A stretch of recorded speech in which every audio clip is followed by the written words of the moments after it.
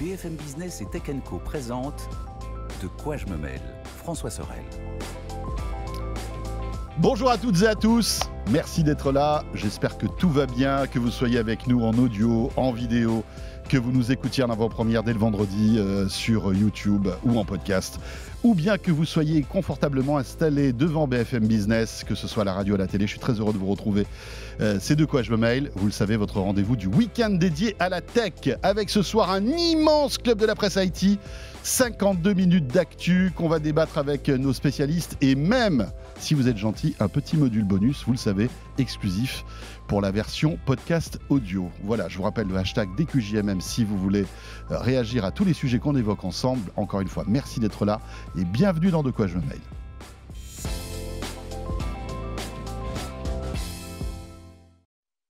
Un club de la presse IT avec entrée, fromage, dessert, café gourmand, la totale. Anthony Morel est avec nous. Salut Anthony. Salut François, salut à tous. Je suis fromage moi, si je veux bien.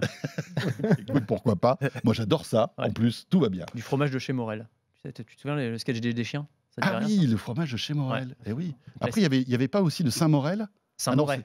C'était pour rigoler. Mais bon, ça commence bien cette émission. Ouais, hein. On est parti, waouh. On est parti loin. Damien Licata Caruso est avec nous. Est-ce qu'il va rester jusqu'à la fin? C'est pas sûr. Bonjour, non, je vais rester, je pense. On est bien. Salut on Damien. est bien accueillis. Merci d'être là. L'une des stars du quotidien Le Parisien, on peut le dire quand même. Voilà, journaliste spécialisé dans la tech. Et à ses côtés, voilà, un historique de quoi je mêle qu'on est toujours très heureux d'accueillir. C'est Eric Le Bourlou. Salut Eric. Salut tout le monde. Voilà, alors Eric qui est journaliste tech indépendant et que vous pouvez aussi lire avec passion dans les numériques. Voilà, nos collègues du numérique qu'on salue au passage. Cela dit, on est quatre parce qu'on a beaucoup d'actu cette semaine. Il y a du boulot. Voilà. Apple qui pourrait confier son intelligence artificielle à Gemini de Google. C'est quand même un truc de dingue ça. Tu es venu avec un PC Dell qui enferme de l'intelligence artificielle. On ne va pas tout dire maintenant, mais voilà, il y a quelque chose sur le clavier de cet ordinateur, si vous êtes avec nous en vidéo, qui est totalement nouveau. On va en parler dans quelques instants. On parle aussi d'une rumeur, ChatGPT 5 qui devrait bientôt arriver, la PS5 Pro qui a été leakée. Eric, tu nous raconteras un petit peu à quoi elle pourrait ressembler. Et puis on parlera d'Aspirobot, enfin plein d'autres choses sympathiques. Mais pour débuter, des images qui sont arrivées il y a quelques heures et qu'on voulait commenter. Alors, on va tout vous expliquer si vous êtes avec nous en audio. On va parler de Neuralink. Vous le savez, c'est la boîte incroyable d'Elon Musk qui a pour mission d'implanter des espèces de puces dans le cerveau pour redonner en fait de la mobilité à des personnes qui sont en situation de handicap, bien sûr. C'est une des applications en tout cas. Ouais. Une des applications, il y en a plein d'autres. Et ce qui est intéressant dans tout ça, c'est qu'on savait depuis quelques semaines qu'un premier humain avait eu un implant neuronal. Okay, on n'avait pas d'autres informations, c'était simplement Elon Musk qui avait tweeté ça. Tout s'est accéléré il y a quelques heures. Absolument, puisqu'on a eu à la fois l'identité et une vidéo donc, de ce premier patient, j'allais dire premier cobaye, c'est un peu méchant, mais c'est vrai que ça va très vite, c'est un peu ça quand même, tu vois, parce que c'est quand même une première à plein de points de vue. Donc il s'appelle Noland Harbaugh, il a 26 ans, c'est un jeune homme qui est tétraplégique depuis 8 ans, il a eu un accident de plongée très grave. Et donc c'est le premier patient mystère en fait qu'on découvre aujourd'hui. C'est ça. Et donc il a subi cette intervention, donc implant neuronal Neuralink. Et sur la vidéo qui a été publiée cette nuit et qui est assez incroyable, c'est vrai, on le voit jouer aux échecs par la force de la pensée. Donc il est devant un ordinateur, donc devant une partie d'échecs. Il n'a pas de souris, donc de toute façon il ne peut pas se servir d'une souris. Il n'a plus l'usage de ses membres. Et donc en se concentrant sur des zones de l'écran et sur une pièce, sur un cavalier par exemple, il va faire bouger le cavalier d'une case à une autre, puis le fou, enfin il fait une partie d'échecs comme s'il jouait avec un clavier et une souris, ou plutôt avec une souris, mais sauf qu'il le fait simplement en se concentrant par la force, comme dans Star Wars. C'est lui qui le dit d'ailleurs, il dit j'ai l'impression, ça a changé ma vie, le moment où j'ai pu faire ça, en fait j'ai eu l'impression d'avoir accès à la force comme dans Star Wars, et c'est exactement ça, puisque ça lui permet en fait de retrouver des niveaux de liberté et d'indépendance. Enfin, c'est un truc de fou. Et t'imagines quand tu es à ce niveau de handicap. Ne serait-ce que pour envoyer des messages. Enfin, aujourd'hui, il avait peut-être la voix, bien sûr, mais ça lui permet d'avoir un nouveau sens. Ah, mais complètement. C'est exactement ça. Et en fait, derrière, ce qui est impressionnant, c'est le potentiel que ça peut ouvrir. Parce que, en fait, le fait de contrôler une souris par la force de la pensée, c'est pas la première fois que ça se produit. Il y a des laboratoires de recherche, y compris en France, qui sont assez pionniers dans ce domaine-là. Le CEA notamment. Alors le CEA, absolument. On avait vu au CES de Las Vegas. Tu te souviens, cet exosquelette piloté par la pensée. Enfin, il y a plein d'innovations dans ce domaine-là. Et Neuralink veut aller encore plus loin que ça. Donc ce qu'ils imaginent, c'est qu'en gros, avec cet implant neuronal, on va pouvoir permettre à des personnes handicapées, effectivement, de contrôler un ordinateur, un smartphone, parce qu'on n'a pas rappelé comment ça fonctionne. En gros, cet implant neuronal, il analyse les signaux électriques envoyés par le cerveau quand tu te concentres sur une action ou sur une zone sur un écran, par exemple. Il interprète ça et il envoie cette information-là vers un ordinateur, là en l'occurrence, mais ça pourrait être effectivement un exosquelette, donc pour retrouver une liberté de mouvement. Et ce qu'il explique aussi, c'est qu'on pourrait se servir de ces technologies pour guérir un certain nombre de handicaps et de maladies qui vont de la cécité, donc redonner la vue à des personnes qui l'ont perdue, à la schizophrénie, la dépression, ou l'obésité. Alors, je ne sais pas comment ça serait possible, il n'a pas encore précisé, mais en tout cas, les pistes de recherche, c'est ça. Donc, c'est absolument vertigineux. Et c'est vrai que cette première étape, elle est quand même, pour le coup, assez prometteuse, quoi. Éric Damien, qu'est-ce que vous en pensez? C'est impressionnant. Hein. C'est impressionnant, effectivement. C'est une première étape vers l'homme augmenté, qu'on nous annonce depuis des années, une bonne dizaine d'années au moins. Et on voit ça en action pour la première fois. Et avec une vidéo un peu artisanale, ça amplifie le côté authentique de la chose. Et c'est vrai que c'est très impressionnant. Hein. La première fois que je l'ai vu, je me suis dit, waouh, on rentre dans un nouveau cycle où là, ils arrivent, surtout lui, ça va permettre aussi d'accélérer la recherche et le développement, d'attirer plus de chercheurs en disant, il y a quelque chose de concret à la fin de mes recherches. C'est assez impressionnant pour le coup. C'est peut-être l'un des défis les plus importants d'Elon Musk, finalement. Parce que quand on voit Tesla, OK, SpaceX, c'est incroyable, mais là, on touche à un sujet qui est la santé, qui est redonner de la mobilité à des personnes qui sont handicapées. Eric, c'est impressionnant. Ouais, alors moi je suis pas très fan de Neuralink et je suis pas très fan de Elon Musk, donc je vais pas. Déjà, une petite parenthèse. Effectivement, comme le dit Damien, la vidéo est très artisanale. Je montrais ça avec le player vidéo horrible de Twitter. Bon bah voilà, on voit que la qualité sur Twitter c'est vraiment immonde. C'était juste la petite parenthèse. Non mais t'aurais fait un truc très propre, t'aurais dit oui, c'est un montage. C'est vrai, c'est vrai. Non mais là je parle de la compression vidéo qui sur Twitter est vraiment immonde. Alors il voudrait que ça devienne une grosse plateforme vidéo là pour l'instant. Ouais, il y a encore du boulot quoi. Mais bon bref, ceci mis à part, en fait c'est vrai que la démo est impressionnante et c'est vrai aussi comme l'a dit Anthony que c'est pas la première fois qu'on voit ce genre d'interface. Neuralink veut aller plus loin que d'autres acteurs en gros en s'implantant plus profondément dans le cerveau. Et il y a un autre truc que fait Neuralink que les autres ne font pas, c'est que c'est un device qui sera upgradable, comme il avait dit, il avait comparé ça à un iPhone. Vous n'avez pas envie d'avoir l'iPhone, vous n'avez pas envie d'avoir le premier iPhone quand la 14e version est sortie, donc on pourra remplacer effectivement ce petit appareil qu'on va vous mettre dans le crâne en fait, avec des fils qui resteront. Rappelons que c'est à l'intérieur du crâne et c'est à la lisière du cerveau, je crois. Hein. Ça ne rentre pas dans le cerveau. Oui, absolument. Mais il y a des fils qui vont dans le cerveau et il y a donc un truc qu'on peut changer, par contre, qu'on doit recharger d'ailleurs régulièrement. D'ailleurs, il s'en plaint, il dit ouais, ça m'embête quand je l'ai plus quand il est en charge. C'est ce qu'il nous a dit durant la vidéo. Là, ça m'ennuie de ne pas pouvoir l'utiliser parce qu'à certains moments, c'est comme un téléphone, il faut le recharger quoi. Il faudrait qu'il se mette un casque à induction. Mais je crois que c'est ça en fait le truc je crois que c'est ce qu'il imaginait en tout cas. C'était un truc. Je sais pas où il en est. Il n'a pas précisé. Mais moi, ce qui me gêne avec Neuralink, c'est un peu l'étape 2. C'est-à-dire qu'effectivement, ça, c'est vachement bien, c'est super de pouvoir redonner un sens, ou en tout cas des moyens d'interagir à des gens qui ont eu un accident, qui ne peuvent pas vraiment utiliser leurs membres. Mais on sait bien que derrière, Elon Musk a une idée beaucoup plus grande, parce que ce marché, finalement, c'est un peu niche. Tout ça, ça coûte très cher. Et lui, ce qu'il voudrait derrière, c'est qu'on en ait tous peut-être un jour de puce implantée dans notre cerveau. Alors ça pose plein d'autres questions. Est-ce qu'on a envie de ça? Est-ce que c'est vraiment éthique de faire ça? Moi, c'est l'étape 2 en fait ou l'étape 3 parce que ça n'arrivera pas. Après, qui peut paraître inquiétante. Je pense qu'il ne faut pas céder à la psychose et se dire voilà, Elon Musk va nous télécommander avec, bien sûr. avec son iPhone. en disant bah, tiens, Éric Le Bourlou, bah, je l'aime pas trop, tiens, je Bah, vais le de faire toute façon, dormir. Le désactive. Je désactive. Non, bien Tiens, sûr je vais que le mettre non. à jour. Je vais mettre à jour Éric Le Bourlou, il va être plus sympa la prochaine fois, Mais etc. déjà que tu as une partie de la population qui est flippée de la 5G, si tu veux. Ouais. Tu vois, là, Oui, on est ça- encore à une étape supérieure. Mon si Dieu. tu veux. Non, Mais- mais pour aller dans le sens de ce que tu disais, effectivement, c'est quand tu écoutes Elon Musk, le programme qu'il avait. J'allais dire, envisagé au tout départ de Neuralink, c'était de dire, de toute façon, demain, on n'aura pas le choix, parce que si on veut rester, nous les humains, compétitifs face à l'intelligence artificielle, il faudra Nous augmenter. voilà, être augmenté par ce genre d'implant. Et là, effectivement, ça va poser des questions éthiques. Est-ce qu'on a envie de se faire implanter? Est-ce qu'on ne va pas créer à un moment une humanité à deux vitesses entre ceux qui Exactement. accepteront ou qui auront les moyens financiers d'avoir la dernière puce qui va booster la capacité de calcul de ton cerveau, et puis ceux qui refuseront ou qui n'auront pas les moyens? C'est des questions qui vont se poser et qui, effectivement, dépassent le spectre simplement technologique ou scientifique pour aller vers des champs qui sont philosophiques et Ouais. éthiques, en fait. Moi, le seul truc qui me fait un peu peur, c'est que je me dis que finalement, derrière tout ça, c'est l'informatique. Imaginez demain, on arrive à pirater cette puce qui est dans votre cerveau et on change les capacités, je veux dire les fonctionnalités. Enfin, là, je pars très loin. Mais finalement, aujourd'hui, on arrive à pirater une Tesla.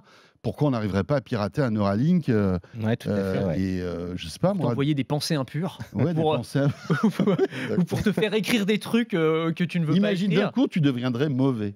Oh, horrible. c'est trop gentil. Oh, le compliment Petit détourné. compliment détourné, Mais je J'adore. pense, Ah, non, c'est mais je très pense, sympa. je pense que même en mettant à jour la puce d'Anthony, on n'y arriverait pas. T'es Je trop pense que gentil. même. T'es trop adorable. Bon, non, enfin, mais moi, bref. la question que je me posais, c'est on voyait le gars jouer aux échecs, par exemple. Comment est-ce que demain, tu sauras qu'un joueur est vraiment bon aux échecs? C'est-à-dire que tu devras faire des tests de dopage, il y aura Ouais, des ouais. brouilleurs pour Non, savoir mais- si t'as une puce. enfin- Parce que là, Magnus Carlsen, à mon avis, demain, il se fait défoncer par le mec qui a Neuralink, quoi. Tu vois, tu lui C'est ça. implantes Alpha 0, là, le logiciel d'échecs. C'est foutu, quoi. T'as le meilleur joueur d'échecs, il se fait exploser, quoi. Bon, en tout cas, c'est vertigineux et on voulait commencer ce de quoi je me mêle avec ça. Évidemment, si vous êtes en audio, les images. Alors, c'est vrai, comme tu le disais, Eric, on voit pas trop. Hein, on voit des petits trucs qui bougent, etc. Mais bon, si vous avez l'opportunité de regarder de quoi je me mêle en version vidéo, il y aura un petit peu plus d'illustration. On J'ajoute va qu'en dire. fait, pour terminer quand même, ils ont communiqué que ça. Il n'y a pas de papier scientifique lié à tout ça pour l'instant. Donc ils disent qu'ils vont communiquer plus tard. Mais c'est vrai que ça reste toujours la com à la Elon Musk, c'est-à-dire un truc un peu spectaculaire. Mais pour l'instant, et ça c'est en général, Neuralink se fait un petit peu taper sur le doigt là-dessus, c'est qu'ils ne sont pas très disert sur leur communication scientifique. Et ça pose aussi un petit problème. Ouais, mais Ils ont cela du dit, mal ils ont l'autorisation globalement de à être adoubés par la communauté scientifique et ils publient tellement peu qu'à chaque fois c'est des vidéos extrêmement spectaculaires, mais derrière les gens disent ok, mais comment ça marche? Ouais. Est-ce que vous allez le mettre en open source? Est-ce que vous allez ouvrir ça à d'autres chercheurs? Et à chaque fois on leur Ouais. impose le secret industriel, ce qui est logique. Mais ça, c'est la patte Elon Musk. Hein. Ouais, Et- Eh oui. mais d'un côté, quand même, chapeau, quoi. Non, Bah, mais je je sais suis que tu dingue quand l'aimes pas, mais Voilà. c'est vrai que Non, mais quand bon. on voit ce qu'il est en train d'apporter comme pierre à l'édifice dans l'humanité, hein, dans notre société, c'est quand même. C'est quand vraiment même fou. Neuralink, je veux dire. Oui, Il y a oui, eu aussi, bien il y a sûr. eu aussi eu alors, bon, chacun a une sensibilité différente là-dessus, mais il y a eu aussi beaucoup de tests sur les animaux qui ont été faits Oui. avec Neuralink. Ah non, Alors, mais- c'est normal dans ce genre de truc. Sauf que Elon Musk a pressé pour qu'on aille beaucoup plus vite, que ces scientifiques aillent beaucoup plus vite, et donc ce qui a provoqué la mort de plein d'animaux. Je dis ça, c'est aussi le fait de vouloir aller toujours plus vite dans ce genre de produits, pour ce genre de technologie. Ça peut avoir des conséquences qui sont assez importantes. Après, il y a plein de recherches médicales qui malheureusement mettent dans des situations compliquées la détresse animale, hein, parce que c'est Oui, vrai bien que, sûr. Bien sûr, mais ce il y a que des avait dit médicaments notamment qui, des au bout d'un moment, avant de les collaborateurs de tester Musk, sur les hommes, c'était qu'en fait, ils avaient dû aller trop vite et donc avaient Ouais, ils avaient gaspillé, je avaient comprends dû ce que tuer tu veux beaucoup dire. plus d'animaux Ouais. que s'ils avaient eu un processus normal. Quoi. Ouais, Voilà. Bon. on referme la parenthèse Elon Musk et Neuralink pour nous intéresser à Apple. Apple qui, vous le savez, dans quelques semaines proposera la WWDC. C'est en juin en général. Hein, c'est la grande conférence des développeurs qui se déroule à Cupertino. Évidemment, ce sera à suivre chez nous. On n'en sait pas grand-chose. Tout ce qu'on sait, c'est que visiblement, l'IA sera au cœur du prochain iPhone et de la prochaine mise à jour d'iOS 18. Ça fait un moment qu'on le dit. Hein, Oui. et on en a parlé dans De quoi je me mêle. La petite information intéressante qui circule en ce moment, alors qui n'a pas été confirmée par Apple, parce que vous savez qu'Apple ne confirme pas grand-chose, c'est que Apple serait en retard en termes d'IA dans leur process et auraient fait appel à Gemini, donc le chat GPT de Google en quelque sorte. Ça, c'est un vrai coup de tonnerre quand même, parce qu'on attendait effectivement des annonces IA, et il y en aura sûrement lors de la WWDC. On sait qu'ils travaillent en interne sur un modèle de langage qui s'appelle Ajax. Ils ont un Apple GPT aussi en interne, donc ils travaillent sur plein de choses. Mais effectivement, apparemment, c'est pas suffisamment au point pour que en fait, être compétitif sur les fameux smartphones dopés à l'IA dont on parle semaine après semaine. Il y a les Pixel, il y a les Galaxy S24. Ils ont tous des fonctionnalités avec de l'intelligence artificielle. Et donc Apple, pour rattraper son retard, devrait effectivement intégrer Gemini, l'intelligence artificielle de Google, j'allais dire par défaut, quoi. En gros, alors pour le dire plus clairement, on aurait pour tout ce qui se passe sur le téléphone en local, l'intelligence artificielle d'Apple qui suffirait visiblement à répondre aux questions voilà, quand tu es vraiment en fond de tâche, quoi, si tu veux. En revanche, pour tout ce qui passe par le cloud, tout ce qui est requête d'intelligence artificielle générative comme on peut le faire, eh bien là, pour le coup, il ferait appel à Gemini, comme ils se sont alliés avec Google pour le moteur de recherche sur l'iPhone. D'ailleurs, ce qui coûte très très cher à Apple, hein, je crois que c'est 18 milliards par an, un truc comme ça. Ouais. Donc là, Gemini, j'aimerais bien savoir le chiffre, mais ça doit être assez coquet aussi. C'est cher à Google, pas Apple, parce que c'est Google qui paye Apple. Oui, c'est Google. Oui, j'ai dit l'inverse, pardon. Excusez-moi, mais oui, ça coûte très très cher à Google. Parce que rappelons ce que c'est pour être précis, hein, Damien, c'est que quand vous êtes sur Safari ou n'importe quel navigateur, le moteur de recherche par défaut, quand vous tapez quelque chose dans la barre de recherche, ça vous emmène directement chez Google. Et ça, Google paye, on va dire, un emplacement VIP, loge, etc., etc. Et ça leur coûte, je sais plus, mais... Je crois que c'est 18 milliards. 18 milliards par an. C'est incroyable. Après, cela dit, ça prouve aussi ce que ça peut leur apporter. Parce que s'ils mettent 18 milliards, imaginez ce que ça leur apporte. Bien sûr. Mais ce qui me surprend dans cette histoire, c'est que Apple fasse appel à Google, ennemi juré évidemment, mais surtout qu'ils n'aient toujours pas de solution pour s'en passer. Ça, c'est assez incroyable quand même. Et encore un autre truc, c'est que Apple va faire appel à Google en sachant que c'est contraire à sa philosophie primaire qui est la protection de la vie privée. C'est un produit qui est Gemini, pour se rémunérer, à un moment, on va devoir taper dans les données de quelqu'un pour pouvoir gagner de l'argent dessus. Donc c'est un peu bizarre. Et je trouve aussi qu'ils le mettent en avant. Ça me dérange parce que ça va à contre-rebours de ce qu'avait pu faire Apple avant, quoi. Ouais. Alors, il y a plein de questions là. Et c'est vrai, tu as raison, parce que Google, on le sait, c'est... Voilà, le grand buffet à volonté pour les données personnelles. Et d'un autre côté, y a Apple qui dit nous, on préserve vos données. Moi, je me souviens, j'étais au CES de Las Vegas il y a quelques années, et justement, Apple avait fait une énorme com. Je ne sais pas si vous y étiez. Il y avait sur le strip cet énorme écran publicitaire démesuré comme tout à Las Vegas, hein, où on voyait, Apple conservera toujours vos données personnelles, etc., avec une petite allusion à Google. C'est quand même assez savoureux de voir qu'aujourd'hui, ils font appel à Google pour l'intelligence artificielle. Cela dit, je crois que c'est une brique technologique de Gemini qu'ils empruntent, qui restera dans les silos d'Apple. C'est-à-dire que finalement, ils achètent un savoir-faire Google. Tu me coupes si je dis une bêtise, Anthony. C'est ça. Mais finalement, comment dire, c'est comme si, je sais pas moi, Google vendait un moteur à Apple, mais que ce moteur ne soit pas connecté à Google finalement. Il restera dans le giron d'Apple. C'est sans doute certes, mais le truc c'est que il a bien été entraîné, Gemini. Donc il a été entraîné avec quoi? Il a été entraîné avec, et c'est pour ça d'ailleurs que Apple a du retard sur d'autres comme Meta ou Google en la matière. C'est-à-dire que pour entraîner des grands modèles de langage comme ça, il faut, et les entraîner bien, il faut beaucoup de données, crawler le web, aller farfouiner à droite à gauche, et en cela, les meilleurs, c'est Google, c'est Meta, etc. Donc effectivement, Apple n'a pas ce savoir-faire et sans doute entraîner ces modèles sur moins de données que des gens comme Google.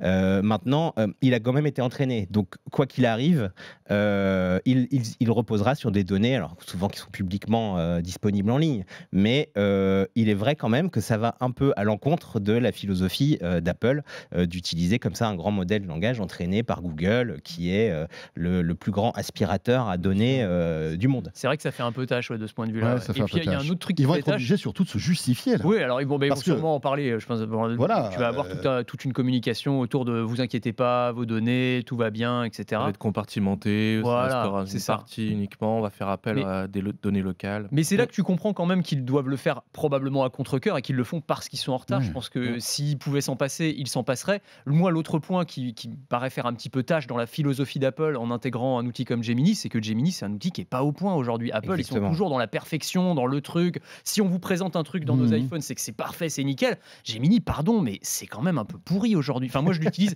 je le dis d'autant plus volontiers que je l'utilise quasiment tous les jours, Gemini. Parce que c'est gratuit, je trouve ça très pratique et tout. Mais je m'en méfie comme de la peste. C'est-à-dire Ouais. des résultats que me donne C'est Gemini. beaucoup moins bon que Ah bah ChatGPT. attends, enfin franchement, il hallucine tout le temps. Exactement, Gemini ouais. raconte vraiment n'importe quoi. Et puis il y a eu toutes les polémiques sur le côté woke. Tu sais, quand leur Ouais. générateur d'images, tu lui demandais de te faire des Vikings, il te montrait des Noirs, des Chinois, mais il n'y avait pas un Viking qui ressemblait à un Viking. Le fameux soldat allemand. Ouais, le soldat allemand nazi qui est de toutes les couleurs, sauf enfin bref, c'est quand même très très bizarre, quoi, tu vois. Enfin, en tout cas, c'est pas au point.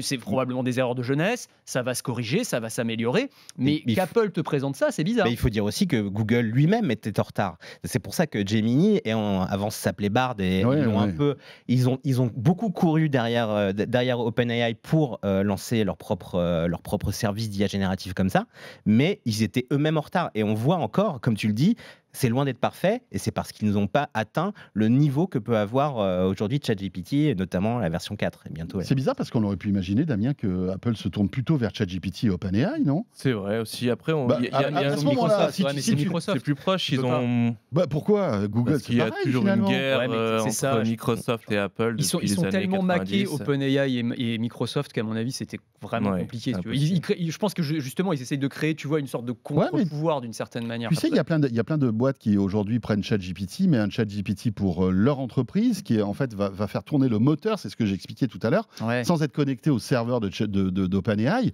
pour avoir, en fait, si tu veux, toute la routine de l'intelligence artificielle générative, mais qui va être nourrie sur les propres données de l'entreprise. Ouais, ouais. On aurait peut-être pu imaginer que Apple fasse Ouais, un mais peu là, la t'as- même chose, tu vois. Tu as les grands ensembles qui sont en train de se créer. Tu as l'impression que tu as d'un côté Microsoft OpenAI, tu as Anthropic, donc Claude Oui. avec Amazon.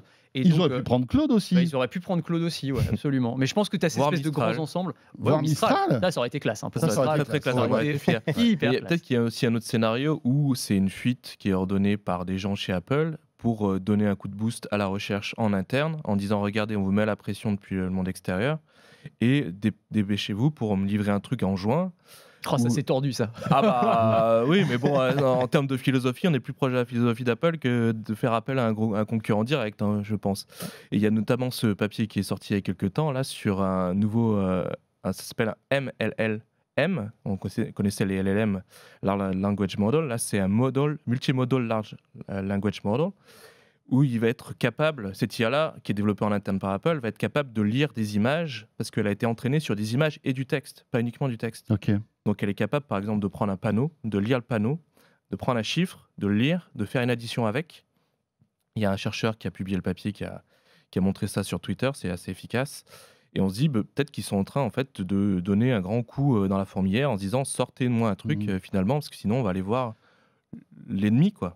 Alors après, rappelons-le, hein, ce ne sont que des rumeurs, il n'y a rien d'acté, donc à prendre avec des pincettes, même si c'est Bloomberg, je crois. Ouais, qui a C'est bah, Mark sorti Gurman ça, hein. qui est c'est en général, le qui est Mark très bien Gurman, informé, qui est ouais. très En bien général, informé sur Apple. Voilà, donc, on ouais. dirait qu'il est dans le bureau, il est dans un des Il est- tiroirs de ouais, Tim Cook. ce gars-là. Non, mais c'est incroyable. Bah, il sait tout. Ouais. c'est clair. C'est fou ça. Ouais, On dirait que quand Tim Cook s'en va à la cafette, l'autre il arrive, il ouvre tous les tiroirs et il regarde tout ce qu'il y a. Ok, bon alors ça je vais le dire tout de suite, ça je vais le garder pour plus C'est tard. clair. C'est incroyable. C'est rare d'avoir un journaliste qui est aussi bien Non, mais c'est fou. informé sur une marque. Ça, C'est c'est le fascinant. seul qui a les infos. Donc, Et tu sais quoi, moi je trouve que c'est ce qu'il y a de plus fascinant. Quelles sont les connexions de ce mec-là en fait? Est-ce que c'est piloté par Apple?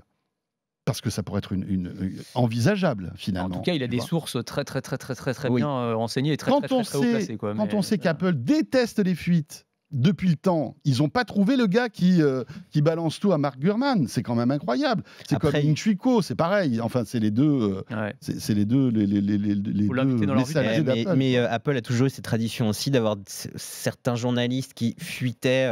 Alors c'est possible, hein, j'en sais rien, mais avant il y avait Wal Mossberg qui était un proche de Steve Jobs et voilà, de temps en temps et assez souvent même, on avait des informations qui fuitaient par Wal Mossberg sur Ouais. de nouveaux produits Apple, notamment l'iPad. iPad, par exemple, je m'en souviens bien. Oui, exactement. Voilà. Bon, Donc on peut-être verra. que c'est la même chose. On verra tout ça, évidemment, comment tout ça évolue. Tiens, puisqu'on on est dans l'IA générative, on va y rester avec des rumeurs comme quoi ChatGPT 5 devrait arriver cet été.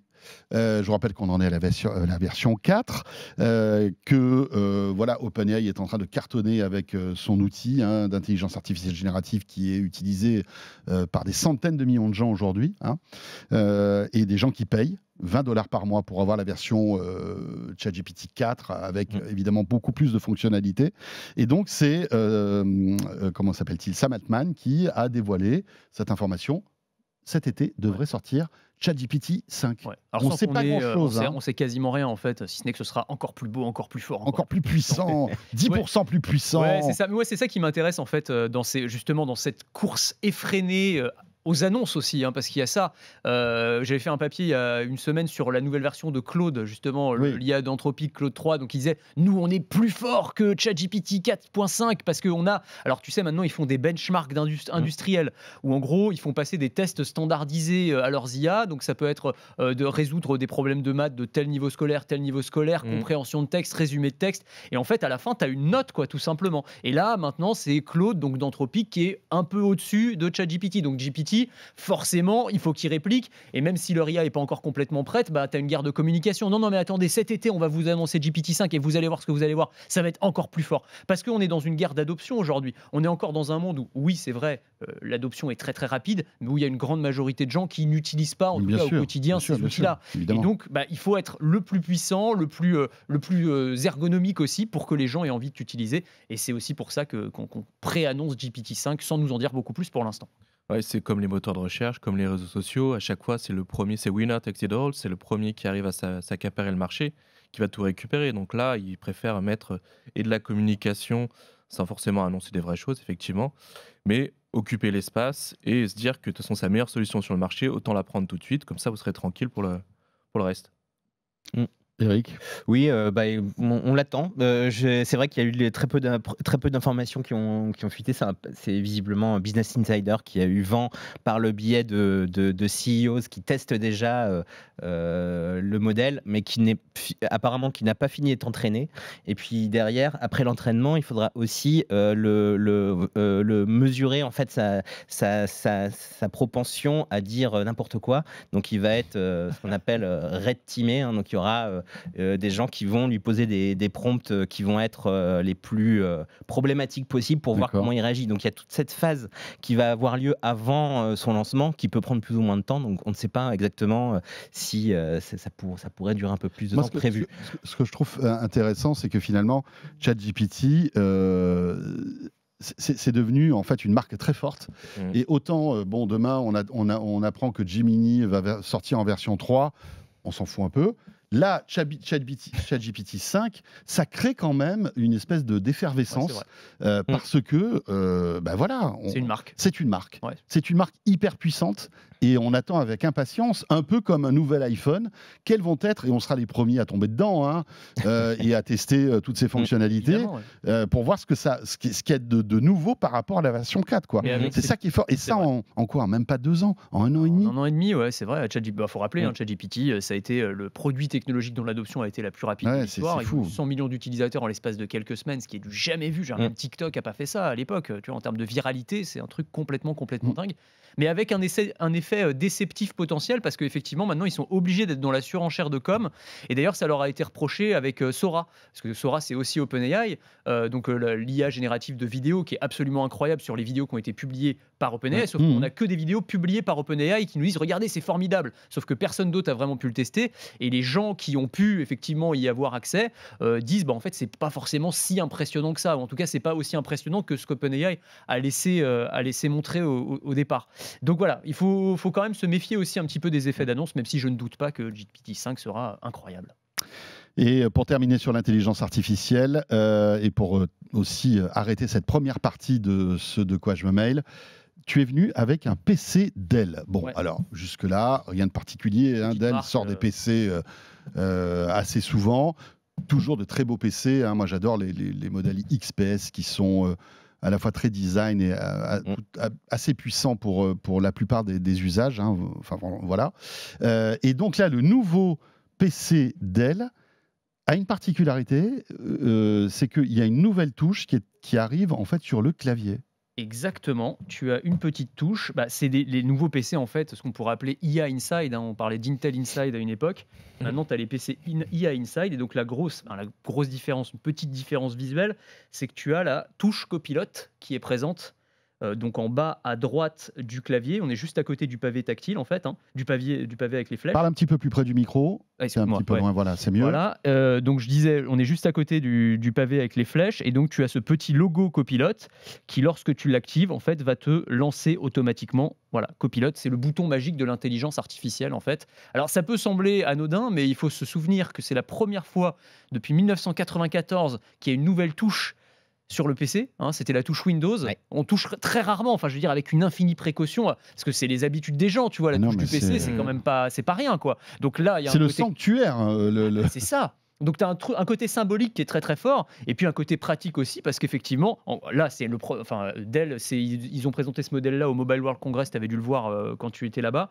Il y en a d'autres qui ont été présentés par Lenovo, par d'autres marques également, mais ça va devenir le nouveau standard de l'industrie.